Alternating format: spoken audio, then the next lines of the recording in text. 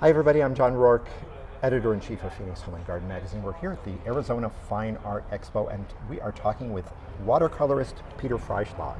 Hi. Peter, hi. Hi. Tell us about your work. So I work only in watercolors. Everything's original. We don't do prints or reproductions. They're all one of a kind. About half our work is custom.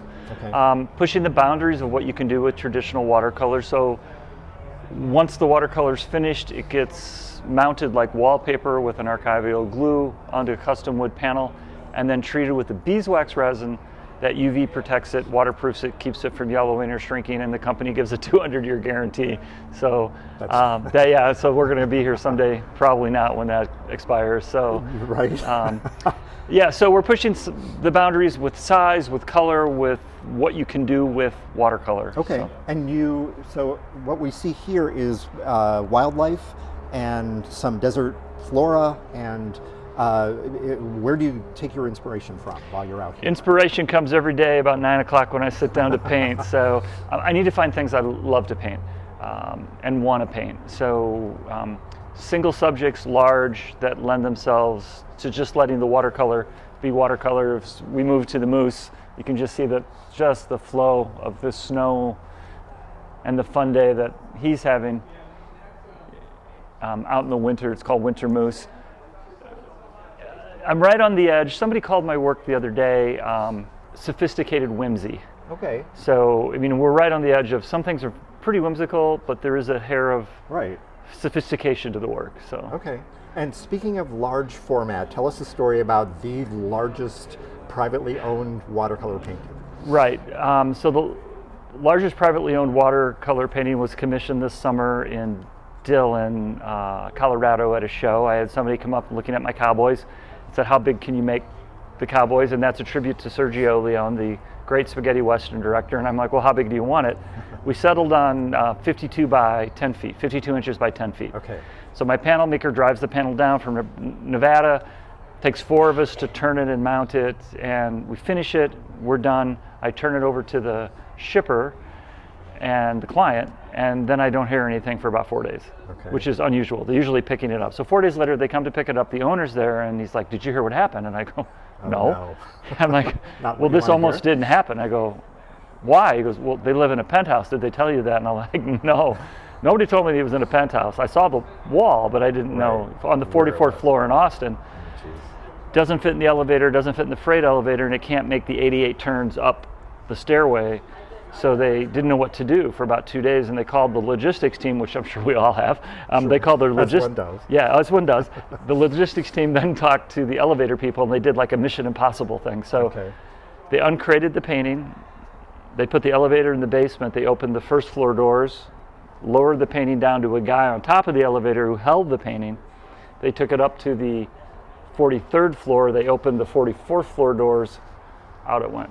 So it's up, they're happy, and we didn't know it was the largest privately owned watercolor until we did some research because somebody asked us. And there are 2 bigger publicly owned pieces in museums, but this is the largest that we're aware of with all the research I did. So it's really fun. So that's amazing. It's just cool. Yeah, it's a great story. I mean, this piece is really big.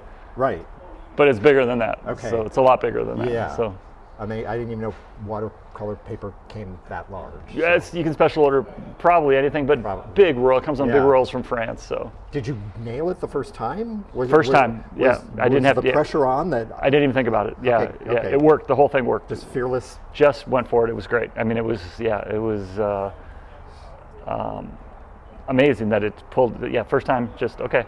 And I've worked big before, but this was like we actually moved and did it. I had to bring it out of my studio in Colorado. There was no room for it. Bought 2 giant tables, did it in the garage.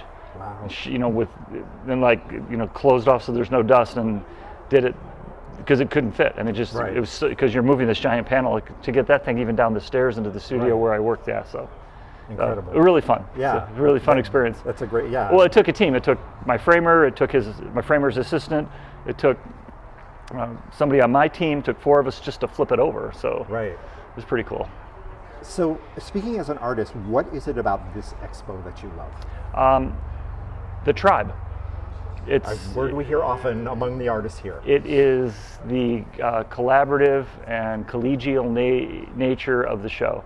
That yesterday we were looking at one of our abstract artists where he's got some free gold paint. He was trying to add it in, and we dealt with that. I brought somebody in, and I was doing a dog commission. I don't do dogs. I was doing a dog commission for a client, a huge dog commission, and because it's somebody's dog, usually when I do my animals, I don't think twice about proportion. I just do it, but it's somebody's dog. So I had double checked with a couple portrait artists that were right on. So, okay. And that experience is second to none here. So tell us again, how many years have you been here? This is my fourth.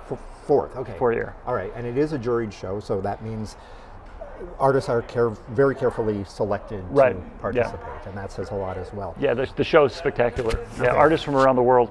So. And what is the best way to see this show if you're attending? Give yourself 3 or 4 hours. Put your cell phone away.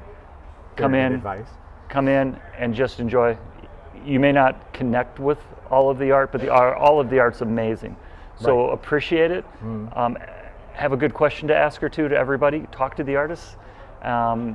And then do it a second time in the opposite direction. Yeah. And it's a completely different show. Exactly, and even we've been here before, I think, at sunset, and it's a completely different experience during the day. Yeah. So when you buy your ticket, you have it for the whole season, and you can come back as often as you want. Right, exactly. The show is open every day of the week, I believe. 10 to 6. 10 to 6. Yep. So come as often as you want. Again, Arizona Fine Art Expo. It's the big tent on Scottsdale Road and Jomax, I believe. And great place to meet artists, see them working, add to your collection, start a collection. It's all about art, and it's all right here.